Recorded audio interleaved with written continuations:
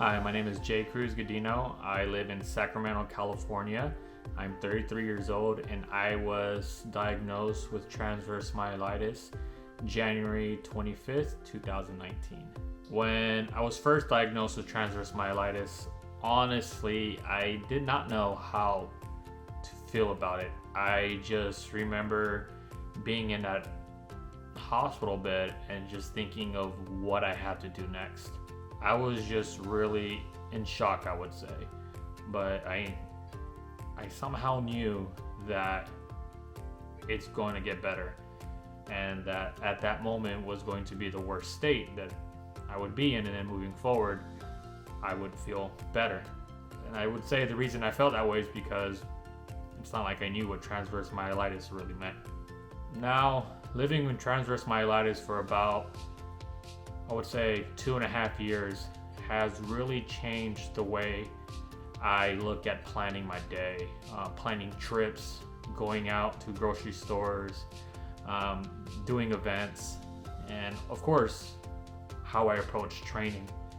Now when I go and do an event, especially with my family, I have 4 little ones and with my wife, and I need to make sure that one, I have my therapeutics with me, equipment. If I travel short distance or long distance, I gotta have some form of my therapeutics with me.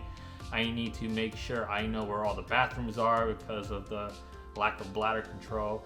I need to make sure that I am well rested, figure out how long am I going to be sitting still, how long am I not going to be sitting still, and that really has become a little bit more natural now. At first it was very overwhelming, but it's kind of like second nature now.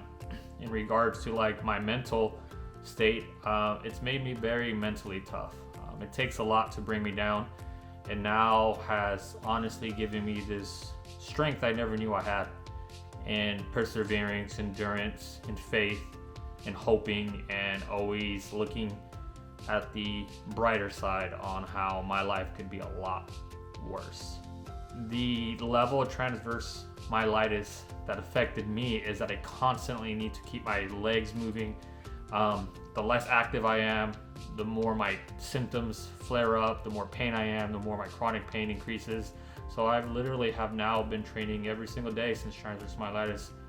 When I take a day off, it's not fun. It hurts really bad. When it comes to like interacting with like family and friends, with my children it's probably harder. It's harder with my younger ones because they don't understand why sometimes I can't play with them. They don't fully understand why, my mom says, like my wife would say that, daddy needs a break, daddy needs to lay down, daddy can't be touched. It's definitely very, very hard, and I do my best to make sure my children don't see me break down in the sense of emotionally. I believe at first glance, no one notices that I have transverse myelitis or have a form of disability.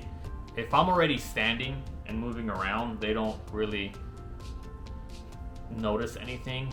It's typically when I'm sitting down and I have to stand up. I'm very slow at getting up. Sometimes I stand up and my muscles don't like it and they contract and they pull me back to my seat. And it takes a while for my legs to get going. I warmed up, and that would be the only time that someone might notice that I have a disability or transverse myelitis. I've been very grateful that other than that little visual cue, there's not really much that limits me from day-to-day activities, or I've done a really good job coping with it, that in my brain now, like almost 3 years in, I guess it's not really a limitation. I really don't know how to explain it. Like I mentioned, I'm pretty grateful that I don't have very many visual cues of displaying that I have an issue.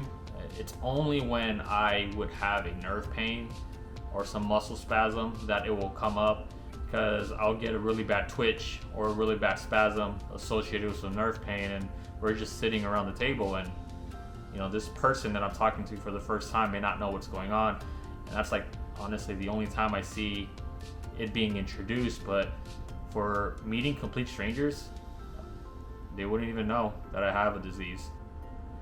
My name is Jcruz. I have transverse myelitis, and this is me.